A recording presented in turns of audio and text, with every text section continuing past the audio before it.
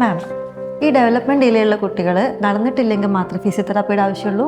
കുട്ടികളെ സംബന്ധിച്ചിടത്തോളം early physiotherapy എന്ന് പറയുന്നത് വളരെ ഇമ്പോർട്ടൻ്റാണ്. അവരുടെ ഗ്രോത്തിൻ്റെയും ലേണിംഗ് മൂവ്മെൻറ്റ്സിൻ്റെയും ക്രിട്ടിക്കൽ പീരീഡ് എന്ന് പറയുന്നത് ഏർലി ഇയേഴ്സിലാണ്. നേരത്തെ ചോദിച്ചില്ലായിരുന്നു നടന്നില്ലെങ്കിൽ മാത്രം ഫിസിയോതെറാപ്പി കൊടുത്താൽ മതിയെന്ന്.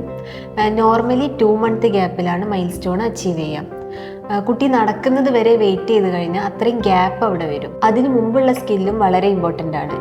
പിടിക്കാണ്ടിരിക്കുക, പിടിച്ച് നിൽക്കുക, ഇൻഡിപെൻഡൻ്റ് ആയിട്ട് ഫങ്ഷണൽ ആക്ടിവിറ്റീസ് ചെയ്യുക, ഇതൊക്കെ ഡെയിലി ലൈഫിന് വളരെ ഇമ്പോർട്ടൻ്റ് ആണ്. ഇതൊക്കെ ഡിലേ ആകുമ്പോൾ കുട്ടികളുടെ പോസ്റ്റർ, കോർഡിനേഷൻ, ബാലൻസ് ഒക്കെ ഡിഫിക്കൽട്ട് ആവും.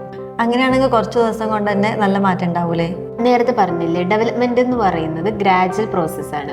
അപ്പോൾ കുറച്ച് സെഷനിൽ വന്നിട്ട് ഫിസിയോതെറാപ്പിയിൽ പെട്ടെന്ന് റിസൾട്ട് ഉണ്ടാവും എന്ന് വിചാരിക്കരുത്. അതിന് നല്ല ക്ഷമ വേണം.